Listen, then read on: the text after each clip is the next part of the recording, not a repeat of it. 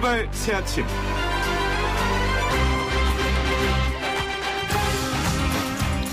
이른바 청와대 울산시장 하명 수사 및 선거 개입 의혹을 수사 중인 검찰이 송철호 울산시장, 백원우 전 청와대 민정비서관 등 13명을 무더기로 전격 기소했습니다.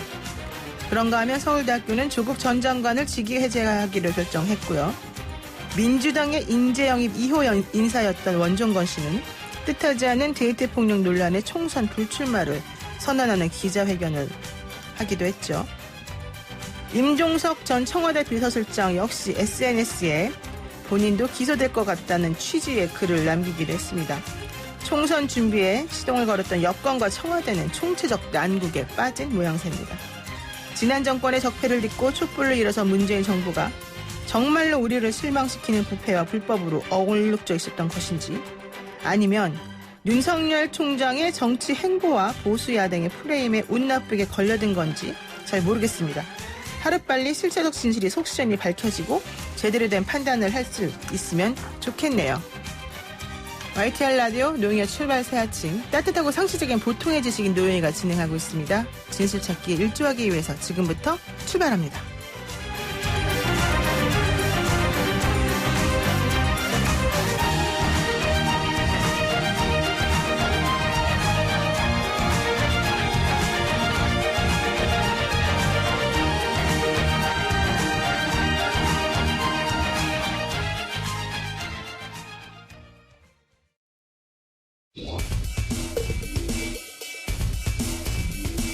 막히는 출근길, 뉴스엔 급행열차를 타라. 헬마 뉴스. 답답한 출근길 진짜 뉴스를 시원하게 뚫어드리는 헬마 뉴스. 오늘도 헬마우스 임경빈 작가 나와겠습니다. 안녕하세요. 안녕하세요, 헬마우스입니다. 네, 우리 임경빈 작가는 후드티를 진짜 좋아하나 봐요. 맨날 후드티가 여러 별의 색깔을 바뀌면서 예, 등장합니다. 네. 직업 특성상 이제 정장 같은 거를 안 입는 그 직업이다 보니까 후드티를 많이 갖추고 있습니다. 그렇군요. 저도 한번 도전을 하는 걸로 하겠습니다. 네. 자, 첫 소식은 뭘까요? 예, 그 정부가 우한에서 이제 전세기를 띄워가지고 고립돼 있는 우리 국민들을 이송해오는 절차를 시작을 했는데요. 네. 오늘 새벽에 보니까 좀 돌발 상황이 좀 생겼습니다. 그러니까요. 원래 이제 오늘 오후 3시, 5시에 탑승을 하기로 했었는데, 우한 주재 한국총영사관에서 긴급하게 공지를 냈습니다. 중국 측에 이제 비행 허가가 변경됐다고 하는데, 네. 일정이 어떻게 변경됐는지는 이제 오늘 오전 중에 다시 공지를 한다고 하고요. 네. 자, 이때 이제 입국하는 국민들의 격리 수용 시설로 이제 두 군데가 결정이 됐습니다. 충남 아산의 경찰 인재개발원, 그리고 이제 충북 진천의 국가공무원 인재개발원, 이렇게 결정이 됐는데, 네. 선정하는 과정에서 이제 조건이 맞추기가 쉽지 않았다고 해요. 네. 지자체에 일단 부담을 지우지 않아야 되니까 네. 국가시설이어야 되고, 인천공항에서 경찰버스로 이동하는 동안에 정차 없이 갈 수 있는 가까운 거리여야 되고, 그리고 이제 인근에 의료시설이 있어야 되고, 이런 여러 조건들을 고려해서 결정했다고 합니다. 그렇군요. 자, 그러면 이번에 수송이 오는 교민들 새벽에 집결하는 게 취소돼서 좀 불안할 것 같기도 한데, 네. 유증상자를 수송하는 문제, 이런 네. 거는 어떻게 지금 얘기가 되고 있어요? 예, 일단 이제 이번에 이 격리 수용을 목표로 지금 수송할 그 교민들은 전부 일단 무증상자들로만 이게 결정이 됐습니다. 유증상자들의 경우는 원칙적으로는 그 지금 있는 국가, 그러니까 지금은 이제 중국이죠. 그렇죠. 중국 방역 당국에서 일단 이송을 못하게 하고 중국 내에서 격리 치료를 받도록 돼 있습니다. 네. 사실은 이게 이제 원칙이긴 한데 우리 정부 입장에서는 우리 국민 보호를 위해서 유증상자라도 일단 이제 국내로 이송을 해가지고 격리 치료를 받게 하겠다. 네. 이런 입장이긴 한데 네. 아직은 중국 당국하고 이게 뭐 정확하게 조율이 되고 있는 것 같지는 않습니다. 네, 그렇군요. 지금 그런데 이제 이거 가지고 또 뭐 님비다 아니다 뭐 이런 얘기 계속 나오고 있지 않습니까? 예, 지금 지역 주민들은 좀 강력하게 반발을 하고 있고요. 네네. 어제부터 이제 트랙터나 이제 경운기를 몰고 나와서 진입로를 네. 막고 격렬하게 항의를 하면서 밤샘 네. 시위를 이어가고 있습니다. 이 설득을 좀 하기 위해서 이제 복지부에서 김강립 차관이 이제 진천 쪽에 나가기도 했는데 물병 세례만 받고 아. 10분 만에 이제 후퇴를 하는 그런 상황이 연출이 됐고요. 네. 애초에 이제 천안을 하기로 해놓고 이게 검토를 하다가 네. 왜 갑자기 우리 지역으로 이제 변경이 됐느냐. 이거는 지역 주민들을 우롱하는 거다. 이러면서 이제 격렬하게 반대를 하고 있는 중인데. 네. 물론 이제 신종 코로나 바이러스 관련해서 이제 여러 공포스러운 이야기들이 돌고 있기 때문에 주민들은 좀 불안한 심경을 가질 수밖에 없는 상황이긴 합니다. 네. 다만 수송 과정이나 이제 격리 조치의 내용을 보면 네. 그렇게까지 걱정할 상황은 아닌데 좀 안타까운 마음도 들고 있습니다. 그렇군요. 좋습니다. 이게 이제 그 지역 정치인들이 또 적극적으로 총선을 의식해서 그런지 예. 좀 반대하고 나섰다 이런 얘기도 있어서요. 예, 그 아산 갑 지역구의 이제 자유한국당 이명수 의원이라든지 그 각 지역 시의회의 일부 의원들이 이제 적극적으로 반대에 나서고 있습니다. 특히 이제 총선 출마를 앞두고 있는 그 정치인들 같은 경우는 현장에 이제 직접 나서기도 했다는데, 네. 제가 생각할 때는 일단 정치인들 입장에서는 이 양측을 좀 조율을 하고 그 뭐 이제 지역 주민들의 이제 과도한 불안을 좀 누그러뜨리고 네. 이런 좀 노력을 했으면 좋겠는데 오히려 혹시 부추기고 있는 것은 아닌지 조금 돌아볼 필요는 있을 것 같습니다. 그렇군요. 자, 두 번째 소식은 그러면 뭘까요? 자, 두 번째 소식도 이제 신종 코로나 바이러스 관련된 소식들을 가져왔는데요. 네. 특히 온라인을 통해서 무분별하게 퍼지고 있는 루머들 이거를 좀 모아서 팩트 체크를 해보고 네. 이제 괜한 불안을 갖지 않으시도록 안내를 해드리는 시간을 좀 만들어 보려고 합니다. 그래요. 자, 볼까요? 어떻게 우리를 안내해 줄 건가요? 자, 지난 설 연휴 동안에 이제 유튜브를 통해서 엄청나게 확산됐던 영상이 있습니다. 이제 제목이 뭐냐면 우한 CCTV에 찍힌 영상들이라면서 네. 이제 중국 현지 그것도 이제 우한에서 신종 코로나 바이러스에 감염된 사람들이 네. 이렇게 된다, 이렇게 심각하다 이러면서 이제 퍼지고 있는 영상들인데 네. 자, 마스크를 쓰고 있던 어떤 한 남성이 갑자기 중심을 잃고 앞으로 팍 쓰러지는 그러니까 네. 이제 옆에서 그 다른 사람들이 몰려 나와가지고 이제 일으켜 세우고 이런 영상이 퍼졌는데 굉장히 유명한 영상이거든요. 그렇죠. 이게 알고 봤더니 심취한 사람이었다 이런 얘기였죠. 예, 그거는 이제 그 국내의 네. 지하철역에서 그 쓰러지는 사람을 네. 보고 이제 중국 사람이 쓰러졌다. 이거 이제 코로나 바이러스 때문 아니냐. 네. 이제 이런 루머가 퍼졌는데 그거는 취객이었다는 게 이제 확인이 됐고요. 그렇죠. 우한에서 찍혔다는 영상도 지금 보니까 검증이 전혀 되지 않은 출처를 알 수 없는 영상이었습니다. 그래서 이제 그렇군요. 실제 그 많이 회자가 되는 거에 비해서 네. 해외 매체에서는 주요 매체에서는 인용을 하지 않고 있고요. 네.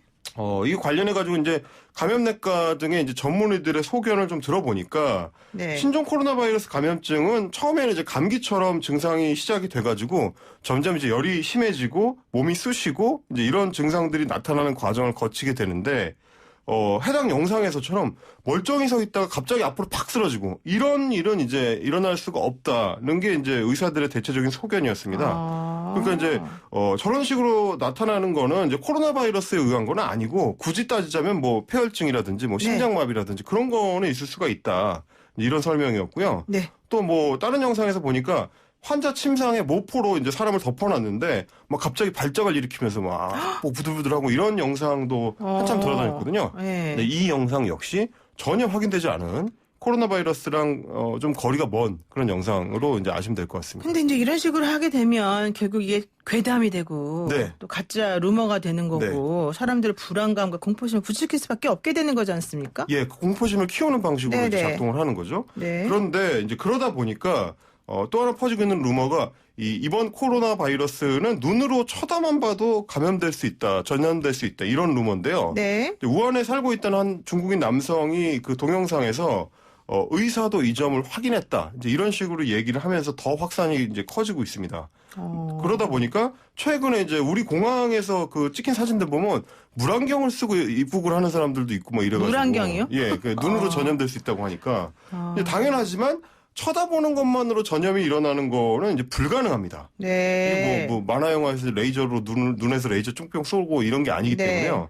코로나 바이러스 전염이라는 거는 이제 결국에는 감염자의 체액이 다른 사람의 몸 안으로 옮겨가야 그게 이제 전염이 되는 건데. 네. 그러니까 이제 눈으로 전염된다는 얘기는 뭐냐면 예를 들면 이제 감염자가 기침을 했는데 그때 튀어나온 감염자의 이제 비말이 눈으로 튀어 들어가서 그렇게 해서 이제 전염이 되는 그것만 가능하고 이게 와전이 되면서 쳐다만 봐도 눈으로 전염이 될 수 있다. 이제 이런 루머가 된 겁니다. 그렇군요. 진짜 별별 루머가 정말 다 있어서. 네네.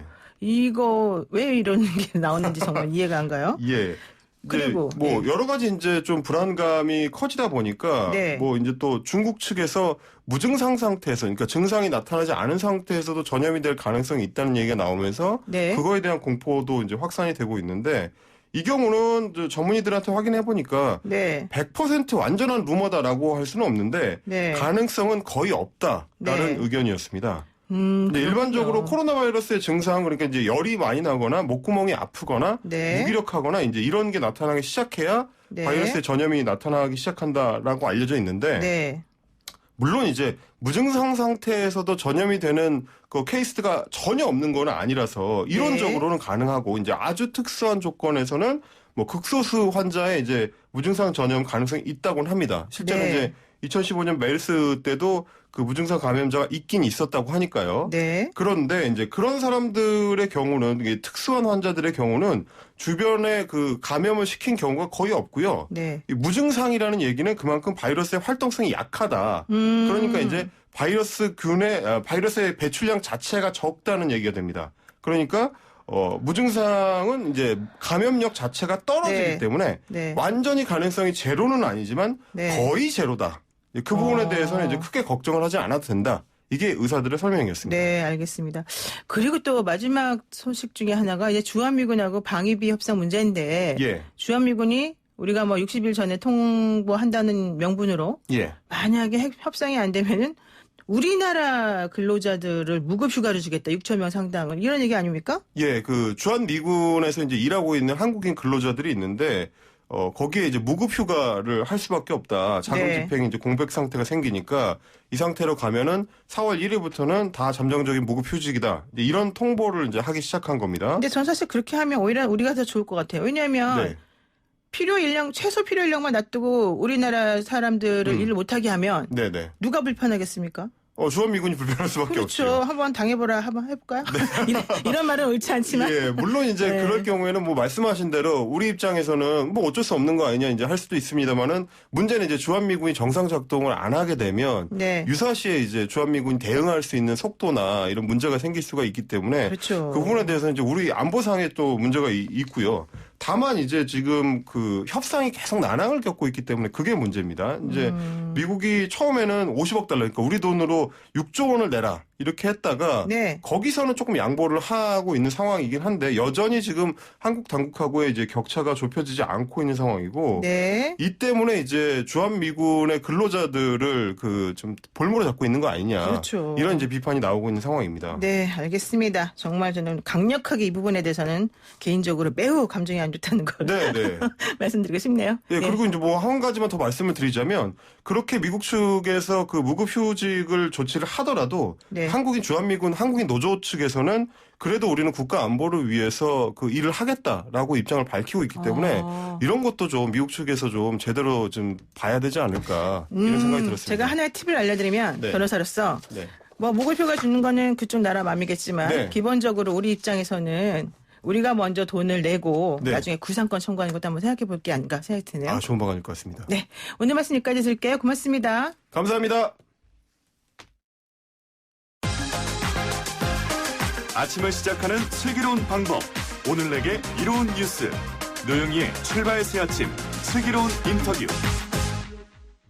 택시를 탔는데 운전기사가 국회의원이었다. 얼마나 놀랐을까요? 자, 설 명절이 되면 새벽 4시에 나가서 12시간 동안 택시 운전을 한다는 택시 운전 자격증을 가지고 계시는 그리고 15년 동안 명절마다 택시를 몰았다는 안민석 의원 연결해서 택시 속 민심과 총선을 앞두고 벌어지는 여러 가지 난제들에 대해서 이야기하겠습니다. 안민석 의원님 안녕하세요. 네, 반갑습니다. 안민석 의원입니다. 네, 이 이야기를 먼저 여쭤봐야 될 것 같습니다. 안 의원께서는 최순실 일가의 불법 은닉 재산을 계속 추적해 오셨던 분이고 최순실 씨의 집사로 알려진 데이비드 윤, 이 사람의 한국 송환 여부를 심리하는 재판 관련해서도 여러 가지 많이 알고 계시지 않습니까? 네. 그 데이비드 윤 한국 송환 가능할까요? 며칠 전에 네.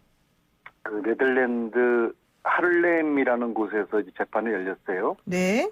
여기가 이제 헤이그에서 기차로 한 30분 걸리는 거리인데요. 네. 한 가지 납득이 안 되는 것은 그 재판정에 우리 정부 측 인사가 한 명도 없었다는 것입니다. 아, 그래요?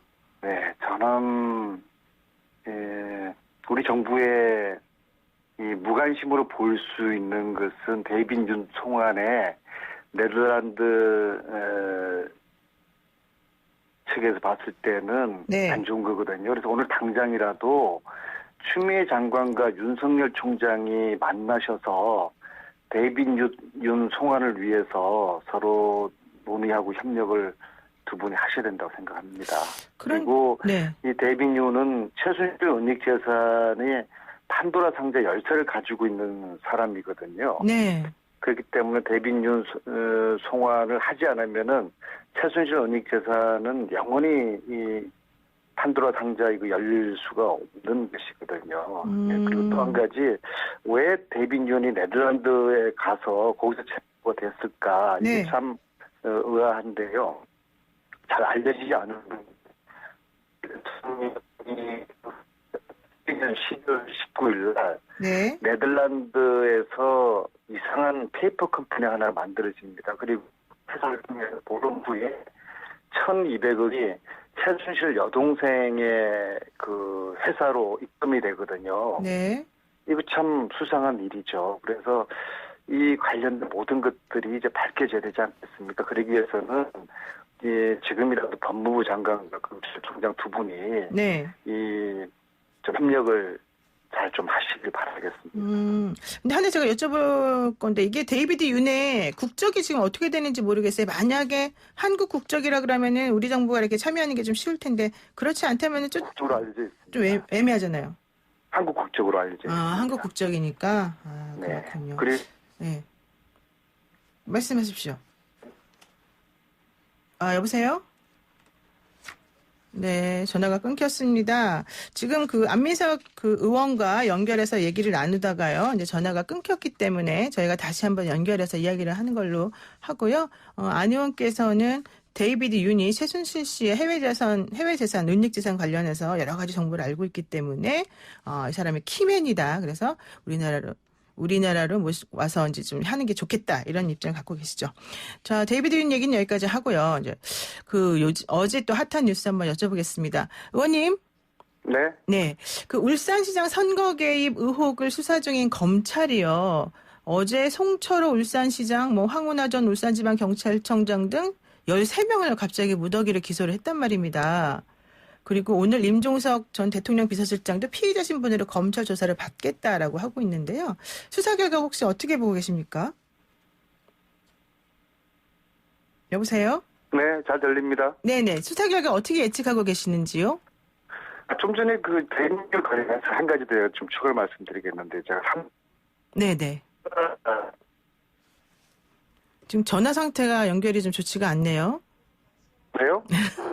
네, 저희가 좀 다시 한번 연결 시도를 한번 해보고요. 얘기를 조금 이어나갈 것 같은데, 일단은 데이비드 윤에 대해서 조금 더 얘기하실 게 있으신 걸로 지금 판단이 돼서 그 얘기를 좀 하시게 되면 먼저 얘기를 하고요. 그리고 요즘 이슈되는 여러 가지 것들을 대해서 좀 여쭤보는 걸로 할게요. 그런데 지금 연결이 됐네요. 예, 의원님? 네. 예, 아까 연결 상태가 계속 안 좋아가지고요. 네. 말씀하시던 거 계속 하시면 될 것 같은데 데이비드 윤 관련해서 얘기하실 거 있다고요? 예, 독일 검찰에 의하면 제가 독일 검찰을 만났는데 3년 전에 네. 그 최순실의 독일 재산이 약 몇 조 정도로 추산을 자기들은 한다고 그러더라고요. 그래서 아무튼 이 문제는 네. 한국 검찰에서도 관심을 가지고 독일 검찰과 공조를 해서 이 좀 판도라 상자를 빨리 열었으면 좋겠습니다. 윤석열 총장이 해야 될 일이 바로 이거라고 보는데 네. 쓸데없는 일들을 하면서 자꾸 논란을 키우는 이유를 모르겠네요. 네. 그러니까 최순실 씨는 자기는 은닉재산 없다. 안민석 의원이 말하는 거는 근거가 없다. 이렇게 얘기를 했는데 안 의원님께서는 그 검찰 독일 쪽의 사람들의 얘기를 들어서 알고 있기 때문에 그 최순실 씨 말이 틀리니까 일단 데이비드 윤이 좀 필요하다. 이런 얘기이신 거죠? 네, 맞습니다. 그리고 그렇게 하기 위해서는 윤석열 총장이 결단이 필요한데 왜 필요한 건 안 하느냐. 이런 얘기이신 것 같아요. 네, 맞습니다. 네, 좋습니다. 그러면 윤석열 총장이 우리 방송 듣고 좀 제대로 했으면 좋겠고, 좀 전에 제가 드린 질문은 어제 13명 무더기 기소한 내용과 관련해서 이 수사 결과에 대해서 어떻게 생각하시는지를 여쭤본 거거든요. 선거 개입을 했냐 안 했냐인데 당사자들과 검찰의 주장이 판이하게 틀리지 않겠습니까? 네네. 수사 결과를 지켜봐야 되고요. 단지 이 윤석열 검찰이 정치적 목적을 위해서 기획하고 엮으려 한다면은 이건 검찰 권력의 남용이겠죠. 네. 특히 대통령과 그 측근들하고 전쟁을 한 검찰총장의 태도가 전 잘 납득이 안 가고요. 네. 윤석열 총장에게는 촛불 정신을 구현하고 정의로운 나라를 만들라는 국민의 기대와 뜻이 있었거든요. 네. 그래서 임명한 것인데요. 지금처럼 대통령과 측근들과 마치 전쟁 이렇게 하라고 임명한 건 아니거든요. 저는 네. 지금이라도 윤석열 총장께서 본분을 망각하지 않기를 바랍니다. 아, 본분을 망각하면 안 된다. 이렇게 얘기를 하셨군요. 지금 그 본분이라고 하는 건 원래 뭘로 보시는 건데요? 정의로운 나라를 만들라는 것이죠. 정의로운 나라를 만들어라? 네. 이제 끝나지 않은 전쟁, 네네. 세상 이런 거 찾는데 공을 들이고 성과를 만들어내면은 정말 국민들이 칭찬하고 영웅으로 대접할 것입니다. 네, 알겠습니다. 그리고요, 지금 총선 이야기를 한번 여쭤볼게요. 민주당 인재 영입 2호였던 원종건 씨, 과거 연인의 글이 문제가 돼서 인재 자격을 반납을 했습니다. 근데 보니까 연관 검색어에 뭐 미투가 뜰 정도로 온라인상에서는 이미 소문이 돌았었다. 왜 검증을 못한 거냐 이런 얘기하고 있는 분들이 계시거든요. 이 의견에 대해서는 어떻게 보세요? 네, 부실검증에 대해서 비판은 저희 당이 감수를 해야 될 것 같고요. 네. 다행히 이제 당사자가 자진 철회를 했고 또 당이 사과를 해서 수습이 되었는데요. 두 가지가 필요합니다. 첫째, 이후의 검증은 투명하고 객관적인 시스템으로 해야 될 필요가 있고요. 네. 그리고 두 번째로는 앞으로 정치 신인을 다구잡이식으로 할 게 아니라 체계적으로 발굴하고 육성하는 시스템이 필요하다고 생각합니다. 아, 그렇군요. 정치 신인이니까, 그러니까 어쨌든 신인이니까 체계적으로 육성하고 발굴한 시스템 자체가 조금 필요한 것 같다. 네. 그런데 사적인 영역 같은 경우는 검증이 어렵다. 사실은 그걸 어떻게 우리가 검증하냐 이런 얘기도 있던데요. 그래서 돋보기 검증이 필요한 것이. 돋보기 검증이요? 그러니까 주변인들까지 이렇게 샅샅이 물어보고 이런 게 필요하다는 거예요? 그럼요. 원주 씨 같은 사람도 주위의 친구들은 뭐 알만한 사람들은 다 알았다는 거 아닙니까? 그러면 네. 가까운 주위 사람들 몇 분명 평을 들어보더라도 확인할 수가 있는 것이죠. 네. 일단 뭐 아직까지 그 부분 대해서는 이제 당사자인 본인은 아니라고 얘기를 하고 있기 때문에 사실관계 확인이 필요할 것 같고요. 어쨌든 이런 논란이 빚어진 거에 대해서는 좀 부적절한 것 같고. 그래서 민주당 입장에서도 좀 미안하다 얘기하고 있는 것 같네요. 자, 그러면요. 지금 그 공직선거 후보자 검증위원회 관련해서 김의겸 전 청와대 대변인의 적격 여부에 대해서도 지금 계속해서 심사 보류 얘기가 나오고 있는 건데 이거는 어떻게 되는 겁니까? 이게 문제는 이제 부동산 문제지 않습니까? 네네. 이것은 이제 국민 정서에 이제 위배된 측면이 분명히 있죠. 그래서 이제 금정위에서 고심을 하는데요. 네. 이거 빨리 매듭을 지어야 됩니다. 그런데 이것을 당이 결론 짓거나 판단하려고 하지 말고요. 네. 군산 시민들이 판단하도록 하면 어떨지 생각합니다. 그리고 김의겸 문제뿐만 아니라 다른 논란이 되고 있는 후보자 부분도 저는 원칙적으로 그냥 경선에 맡겨서 그 네. 지역. 여보세요. 예, 계속 지금 연결 상태가 너무 안 좋아서 사실은 조금 그 진행이 잘 어려운데. 예. 잘 들리는데요? 그러니까 저희 쪽에 지금 이게 잘 안 들려서 좀 얘기가 끊기고 자꾸 그러거든요. 이 문제는요. 네, 보세요. 네. 김의겸 이 문제는 그러지 말고 네. 군산 시민들과 당원들이 판단하도록 하면 어떨까 네. 생각을 하고요. 네. 나머지 논란이 되는 후보자들도 네. 그 지역구의 경선을 맡기도록 하는 그런 것을 정해서 경선을 통해서 결정되고 판단을 하는 게 어떨까. 네. 그러니까 김의겸 전 대변인 같은 경우에는 이제 부동산 문제가 있기 때문에 지금 판단 자체가 지금 어렵긴 하지만 어쨌든 나오려고 하는 군산 지역 쪽에 있는 분들의 의견을 듣는 게 좀 중요할 것 같다 이러시군요. 네. 네. 그리고 또 서울대학교에서 어제 조국 전 법무부 장관의 법학전문대학원 교수 직위를 해지하는 걸로 결정을 했는데 형사사건으로 기소된 만큼 정상적 직무 수행이 어렵다 이런 판단이라고 얘기를 했거든요. 근데 조 전 장관은 부당하다는 입장이지만 수용은 하겠다 이랬습니다. 이거는 어떻게 보세요?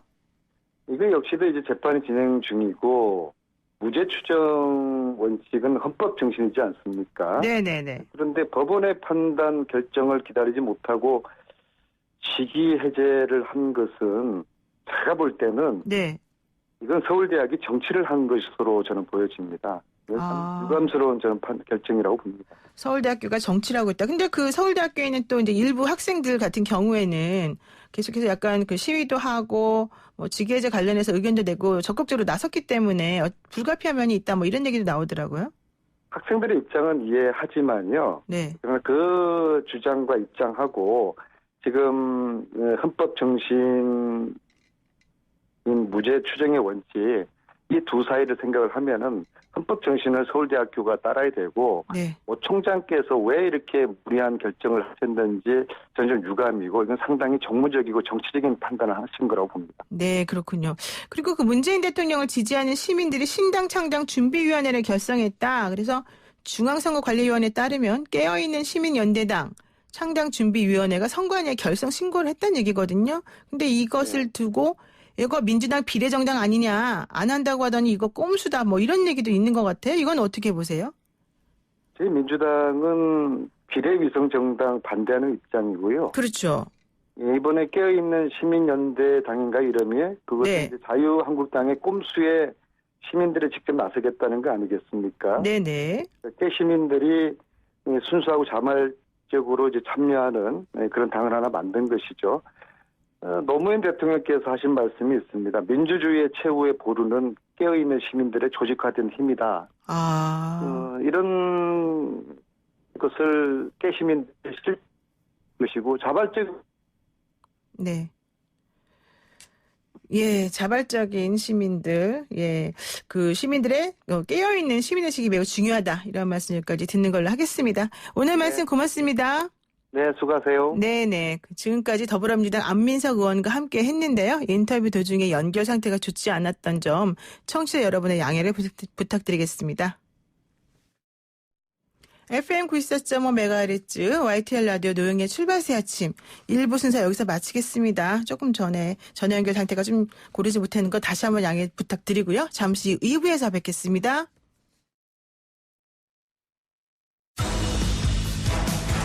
친절한 시사, 시원한 통찰, 노영희의 출발 새 아침, 슬기로운 인터뷰.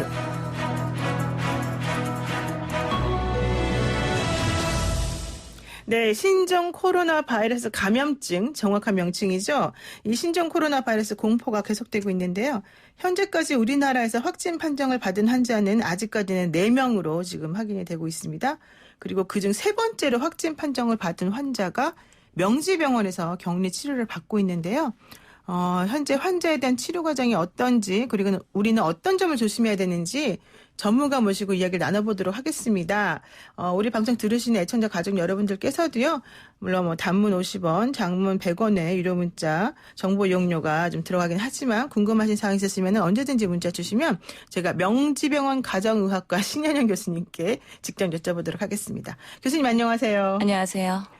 네, 요즘에 진짜 의사 선생님들 보면은 참 힘드실 것 같다 이런 생각도 들고 있습니다만은 네. 우선 현재 그 명지병원에서 3번째 확진 환자가 치료를 받고 계시기 때문에 관련해서 조금 말씀을 여쭤보도록 하겠습니다. 이분은 54세 남성으로 알려져 있지 않습니까? 근데 네. 이분이 어떻게 감염이 되신 겁니까? 이분은 한국 분이신데요. 중국 우한에서 거주하시는 분입니다. 1월 20일 날 입국을 했는데 입국 당시에는 증상이 없었고요. 네.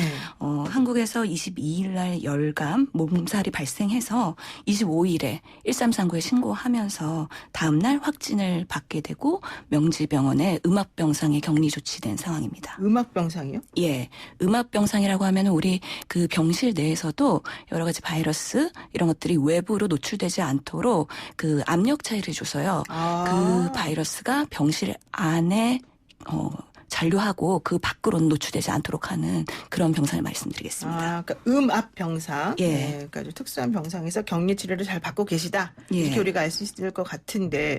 근데 이게 참 특이한 게 20일 날 귀국하셨는데 무증상이었단 말이죠. 그렇죠. 근데 무증상이시면 사실은 공항에서도 그렇고 뭐 당국도 그렇고 본인도 그렇고 이거를 의심하기가 좀 어렵지 않습니까? 예, 맞습니다. 그래서 그 공항에서 보통 1차 검역이라고 우리가 생각을 하는데요. 네. 그럴 때 잠복기에 있는 증상이 없는 분들은 사실상 걸러지지 않는다는 게 좀 한계가 있습니다. 그럼에도 불구하고 지금 우리 정부에서도 중국에서 오시는 분들을 좀 더 확대해서 철저하게 조사를 하자. 특히 우한 쪽이나 후베이성에서 오시는 분들은 14일간은 좀 더 모니터링을 해서 증상 있는 사람들은 좀 더 적극적으로 빠르게 조기 진단할 수 있도록 노력을 하고 있는 것으로 알고 있습니다. 그러니까는 그 바이러스에 이제 감염이 되더라도 14일 정도까지는 잠복기, 무증상의 그런 상황이 계속된다는 거잖아요. 최장 14일이기 때문에 그 전에 증상이 발생할 수도 있고요. 사람마다 차이가 있겠지만 네. 적어도 14일 동안에 증상이 없다. 그러면 감염에 대해서는 배제할 수 있다라는 의미입니다. 아, 그렇군요. 근데 그렇게 예를 들면 14일이 지났습니다. 뭐 14일 전이라도 마찬가지고 근데 증상이 나타났어요. 예. 그럼 그 증상이라고 하는 건 정확하게 구체적으로 어떤 증상을 말하는 거예요? 여러 가지 증상들이 있긴 한데요. 그래도 중국의 최근에 그 의학 잡지에서 보고된 바에 의하면 흔한 증상이다 하면 열, 그리고 기침 이런 것들이 있고요. 그 외에도 호흡기 증상이기 때문에 네. 가래나 아니면은 가슴이 답답하거나 설사나 그런 다양한 증상들이 있습니다. 사실 이런 증상들이 꼭 어떤 질병을 특정 지을 수는 없고요. 대부분의 그렇죠. 호흡기 증상에서는 일반적으로 나타날 수 있기 때문에 최근에 더더욱이 독감이나 여러 가지 그런 호흡기 열 감기로 증상 있는 분들이 매우 우려가 커지고 있는 상황인 것 같긴 합니다. 사실 열나고 기침나고 가래 끼고 기관지가 좀 안 좋고 이거는 일반적인 감기 증상하고 똑같은 것 같아요. 그렇죠. 저도 사실은 한 달 내내 지금 감기 때문에 좀 힘든데 그렇게 보면은 요즘 특히 겨울이고 감기 예. 많이 걸리는 시점이니까 예. 본인은 이거 감기인가 보다 이렇게 생각할 수가 있겠네요. 그렇죠. 좋습니다. 근데 그런 과정을 거쳐서 어쨌든 이분이 그래도 참 훌륭하십니다. 1339에 직접 연락도 하시고 예. 병원에서 격리 치료도 받으시는 건데 예. 그러면 현재 상태는 지금 어때요? 이중 꽤 오래되신 건가요? 26일 날 격리 조치가 됐으면은 한 3, 4일 정도 지난 건가요? 예, 그렇습니다. 환자분 내원하셔서는요, 안정적인 상태를 유지하고 계시고요. 뭐 하루에 한 차례 정도 발열이 있을 수는 있긴 하지만 대신적인 치료를 받으시면서도 크게 다른 이상 소견이나 아직까지는 그런 것들은 관찰되고 있지 않고 엑스레이에서도 폐렴 소견은 없는 상태이기 때문에 예, 코로나 바이러스에 확진이 되긴 했지만 아직까지는 폐렴이 진단되진 않았다라고 말씀드릴 수 있겠습니다. 사실 이제 어제 저희 방송에 그 이재갑 교수님이 출연하셔가지고 치사율은 그래도 생각보다는 이렇게 아주 높지는 않다 이런 얘기 하셔서 보통 2%에서 5% 정도 얘기를 하시더라고요. 예. 그러니까 그것 때문에 걱정이 그래도 좀 그나마 다행이다라는 생각이 들긴 하는데 어쨌든 치료 방법이 없지 않습니까? 백신이 그렇죠. 없기 때문에. 그러면 치료를 어떻게 한다는 거예요? 그렇죠. 백신은 사실 예방을 위해서 백신을 개발하는 거고 치료는 지금 일반 바이러스에 준해서 치료를 하고 있는데요. 기본적으로 수액 치료 그리고 증상에 맞게 여러 가지 감기 증상에 대한 증상 완화제 그리고 네. 2차적인 감염을 예방하기 위해서 그런 경험적 항생제 이런 치료들이 주가 되는 거죠. 수액 치료도 하고 항생제 치료도 하고 이렇게 하시는군요. 예. 그 환자 치료만큼이나 사실 2차 감염 막는 게 중요한데 지금 그렇죠. 얘기 들어보니까 독일하고 일본에서는 2차 감염자가 나왔다는 거예요. 예. 그럼 의사 선생님들 같은 경우도 사실은 상당히 좀 꺼리고 불안할 수 있을 것 같아요. 간호사분들도 마찬가지고. 예. 이거 어떻게 관리를 해야 돼요? 그렇기 때문에 지금 환자를 진료하는 의료진 중에서도 정해진 분들만 제한적으로 환자 진료에 참여를 하고 있고 병실 출입엔 최소화하는 방향으로 하고 있습니다. 의료진도 화상 진료를 하는 등 아직까지는 상태가 급박하거나 그런 중한 상태는 아니기 때문에 최소한의 접촉을 하고 있는 거죠. 그렇게 그럼 화상 진료도 하면서도 하시는 거예요? 예, 의료진이 지금 화상 진료를 하고 있고요. 그다음에 필요한 경우에 또 직접 들어가서 환자 상태를 검사할 수도 있습니다. 지금은 폐렴은 없긴 하지만 정기적으로 엑스레이 찍으면서 또 다른 감염이나 더 진행되는 상황에 대해서는 모니터링을 하고 있는 것이죠. 그러면 가족들은 어떻게 해요? 면회도 직접 될까요? 아니요. 면회도 제한되고 있기 때문에 지금으로서는 정해진 의사와 간호사만 출입이 가능하다. 이렇게 알고 계시면 될 것 그러니까 같습니다. 정해진 의료진만 예. 철저한 그 감독 하에 관리 하에 면회나 검진 이런 게 진료 이런 게 가능하고 일반 가족들 같은 경우에는 좀 많이 제한되고 있구나. 그럼 이런 얘기죠. 예, 그렇습니다. 그러면 사실 환자분도 많이 힘드실 것 같아요.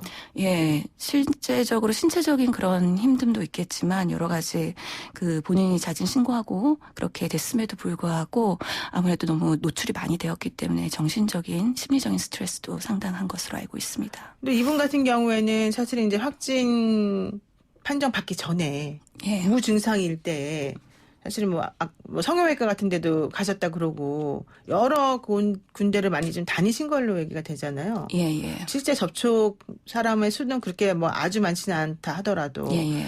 그러면 이제 그런 동네에 사시는 사실 얘기가 좀 나왔어요. 어디 가셨다는 얘기가. 예, 예. 그러면 그 동네에 사시는 분들 같은 경우도 혹시 나도 걸릴 수 있는 거 아니야? 또 이렇게 생각할 수도 있단 말이죠. 예. 그 가능성이 높아요? 지금까지는 4번 확진자 이후에 추가 발생은 없기 때문에 그런 노출자, 접촉자에 대해서는 지금 면밀히 지금 정부에서 보고 있는 상황이 있지 않습니까? 그렇기 때문에 큰 우려를 하시는 거는 사실 오히려 공포가 우리의 적이라고 할 수 있는 만큼 크게 걱정하시지는 않으셔도 될 것 같습니다. 그 중국 당국에서, 중국 예. 보건당국에서 뭐 눈으로도 접촉된다 뭐 이런 얘기도 하지 않았어요? 예, 실제로 이런 바이러스는 점막을 통해서 감염이 될 수 있기 때문에요. 우리 그런 호흡기 쪽, 그리고 코 점막, 그리고 눈 점막 이런 데도 그런 침방울이나 이런 것들 튀면은 눈으로도 감염될 수는 있는 게 맞는 말이긴 합니다. 그렇지만 그 가능성은 좀 많이 낮다. 그렇죠. 아무래도 우리가 보통은 손을 통해서 이렇게 감염되는 경우가 많기 때문에 마스크를 꼭 쓰라고 하는 거고요. 저희 그런 진료를 하는 의료진 같은 경우에는 필요한 경우에는 고글을 쓰는 경우도 있지 않습니까? 그런 고글? 것들이 눈 점막을 보호하기 위해서 사용한다고 생각하시면 되겠습니다. 사실 문제가 우스갯소리인데요. 어떤 사람들은 중국산 고춧가루나 중국산 김치에도 문제 있는 거 아닐까요? 뭐 이런 우려도 표명하시긴 하더라고요. 예, 그래서 이런 것들이 뭔가 사회적인 그런 확대가 되는 거에 대해서는 조금 더 좀 우려스러운 부분은 있긴 하지만 저희가 그런 환자들이 진단됐을 때는 적극적으로 그 치료와 관리를 하고 있기 때문에 너무 또 과도한 그런 공포는 조금은 불필요하지 않을까라는 생각도 해봅니다. 그렇군요. 너무 그렇게 막 걱정하시지는 말아라 오히려. 예, 그렇게 생각이 됩니다. 저희 명주병원에서도요, 사실 뭐 특별히 감염 관리를 잘 하고 있고 예전에 메르스에서도 그런 경험이 있기 때문에 이번에는 당황하지 않고 시스테믹하게 잘 대처를 하고 있고 환자가 원내에서의 노출되지는 않았었기 때문에 또 지금 여러 진료를 하는 데 있어서는 어려움은 없습니다. 선별 진료소를 통해서 또 환자들을 잘 스크리닝해서 또 이렇게 선별해서 원내로 들여보내고 있고 이런 여러 가지 우리가 그 과거의 경험을 삼아서 조치를 하고 있기 때문에 아직까지 그래도 비교적 잘 대응을 하고 있지 않나라는 생각을 해봅니다. 그러면은 그 지금 의사 선생님 입장에서는 정부 대처가 이 정도로 진행되고 있는 거가 그래도 뭐 점수를 따진다면 얼마나 주실 수 있나요? 제가 감히 정부를 평가한다는 게 참 조심스럽습니다. 이게 그럼에도 불구하고 감염이라는 건 어느 시점에 어떻게 확산될지 예측 불가능하기 때문에 보수적으로 할수록 좋다라고 저희는 의료진에서 생각을 하고 있거든요. 그렇기 때문에 지금 정부 대응은 합리적으로 하고 있긴 하지만 그럼에도 불구하고 우리가 예측 못하는 허점이나 사각지대가 분명히 있을 그렇죠. 겁니다. 뭐 100% 200%는 아니니까. 예, 그렇기 때문에 죄송합니다. 그런 상황을 대비하고 그런 것들에 대한 시나리오나 아니면은 그런 시설이나 그런 인력, 장비 이런 것들을 많이 준비를 해놔야 되지 않을까라는 생각이 듭니다. 앞으로 또 우한시에서 또 주민들이 올 거기 때문에 더더욱이 우리가 긴장하고 더 총력을 다해야 되지 않을까 싶습니다. 그러니까 우한에서 이제 뭐 전 세계를 통해서 우리나라로 이송되는 우리 교민들 같은 경우에 격리해서 치료받는다 그러면 또 그분들 관련해서도 우리 의료진들이 또 열심히 해주셔야 되기 때문에 예, 더 할 일이 많아질 것 같습니다. 그러네요, 진짜. 정말 사명감 없으시면 하기 힘들 것 같기도 한데.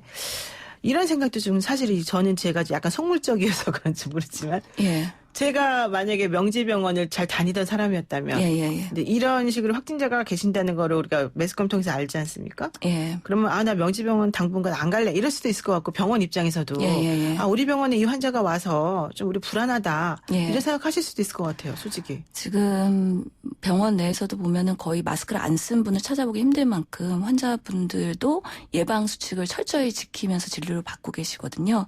그러면서는 크게 걱정을 하실 필요는 없습니다만 그런 환자분들의 심리도 이해가 안 가는 건 아닙니다. 그래서 그렇죠. 환자가 좀 상대적으로 이런 감염병이 일어나면 해당 병원에 피해가 가고 사실 경영적으로는 어려운 부분이 분명히 있습니다.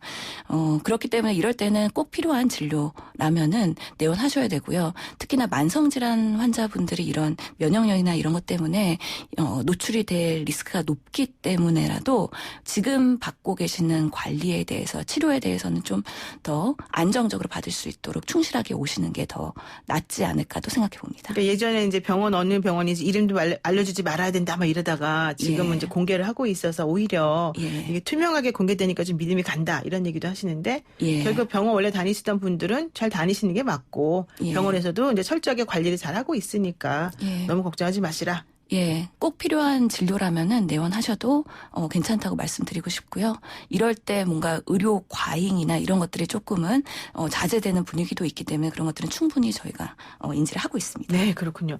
그리고 이제 좀 전에 신종 코로나 바이러스 백신이 없기 때문에 치료 같은 경우가 이제 일반적인 치료가 지금 사실은 대부분 진행되고 있는 거다라고 말씀하셨지만 예. 그 며칠 전에 보니까는 홍콩 대학교에서 뭐 백신 관련해서 좀 뭐 개발했다 이런 얘기도 나오고요. 물론 이제 실험은 많이 남아 있습니다만. 예. 그래서 이 신종 코로나 바이러스를 막기 위해서 뭐 이런 식으로 치료제가 지금 어쨌든 만들어지고 있고 예. 그래서 향후 이제 조금 더 뭐 우리 입장에서 보자면은 시간은 걸리겠지만 좀 가능성, 희망 이런 거는 가지게 될 수밖에 없죠. 그렇죠. 아무래도 이게 파급력이 있기 때문에 뭐 예측은 각각 다양하지만 그래도 올해 상반기에는 환자들이 더 확대될 거라는 얘기가 있고 그만큼 수요가 높기 때문에 저도 바라건대 아마 그 여러 가지 프로세스상 검증하고 이제 출시되는 데까지 시간이 걸리겠지만 이런 것들이 빨리 출시가 되어서 환자들한테 좀 도움이 됐으면 좋겠다라는 생각을 해봅니다. 그러면 이제 신종 코로나 바이러스를 막는 일반인에게 저희들에게 얘기를 해주신다면 가이드라인 같은 게 있을까요? 가이드라인까지는 아니지만 그래도 예방 수칙 정도라고 말씀을 드리겠죠. 네네. 질병관리본부에서도 지속적으로 홍보를 하고 있는 걸로 알고 있는데요. 기본적으로 우리가 손 씻기와 마스크, 그다음에 기침 예절 이 세 가지를 말씀을 드리는 그렇죠. 거죠. 좀 더 구체적으로 말씀을 드리면 손 씻기도 단순히 그냥 손바닥만 비비는 게 아니라 우리가 보통은 손바닥을 씻고 그다음에 손가락 사이사이 마디 그리고 네. 손톱 밑까지 충분하게 씻는데 이 비는 물에 흐르는 물에 30초 정도는 씻어야지 그래도 이런 바이러스나 세균에 대해서는 좀 더 효과가 있다라는 거죠. 그런 만큼 이럴수록 꼼꼼히 두 손을 잘 씻어주는 게 중요하겠고요. 네. 기침 예절도 여러 가지 좀 말들이 있긴 하지만 기본적으로 우리가 손으로 하지 말고 옷 소매를 이용해서 해라. 그리고 휴지나 손수건 갖고 다니면서 가능하면 그런 것들을 이용해서 위생적으로 기침을 하는 게 지금으로서는 중요할 것 같고요. 마스크인 경우에도 사실 마스크는 내가 호흡기 증상이 있다고 하면은 상대방을 보호한다는 의미에서도 꼭 필요하고요. 그렇기 때문에 호흡기 증상이 있으신 분들 마스크는 필요하고 호흡기 증상이 없는 분들도 나의 노출을 예방하기 위해서 사실 쓰는 거죠. 이 마스크도 여러 가지 종류와 그런 필터, 즉 이런 여러 가지 먼지나 바이러스나 세균을 거를 수 있는 필터들의 종류가 다양하긴 합니다.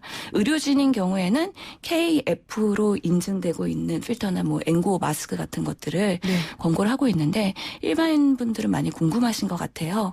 하지만 아직까지는 정답은 없는 상황입니다. 그래서 다양한 전문가께서 다양하게 말씀을 하는 만큼 기본적인 일반 마스크부터 특히나 코나 입을 가려서 충실하게 하는 게 중요하겠죠. 그럼 마스크를 잘 착용하는 게 좋고요. 성능이 좋은 아까 말씀드린 KF 마스크 같은 경우에는 장단점이 있습니다. 그만큼 이런 필터 효과는 높지만 네. 또 그만큼 산소의 포화도가 떨어질 수가 있거든요. 그렇죠. 네. 그렇기 때문에 또 그런 심혈관계 질환자들이나 호흡기 질환자들은 오히려 더 불편함을 호소할 수가 있어서 본인한테 맞는 마스크를 사용하시면 되겠다. 아직까지는 정답은 없는 상황인 거죠. 그렇군요. 혹시 근데 옷소매로 기침하라 그러면 옷소매에 바이러스가 남아있게 되는 건데 그럼 그분은 맨날 옷소매를 빨아서 맨날 입어야 되겠네요? 바이러스도 일정 시간이 지나면은 그런 것들이 죽어요? 그 전파력들이 사라지기 때문에요. 크게 걱정은 안 하셔도 되지만 이럴 때일수록 위생 관리 철저히 하는 거는 중요할 것 같습니다. 네, 알겠습니다. 오늘 말씀 너무 구체적으로 잘해주셔서 너무 감사합니다. 감사합니다. 네, 오늘 여기까지 듣겠습니다. 지금까지 명지병원 가정의학과 신현영 교수였습니다. FM 94.5MHz YTN 라디오 노영의 출발 새 아침 8시 정각에 돌아오겠습니다.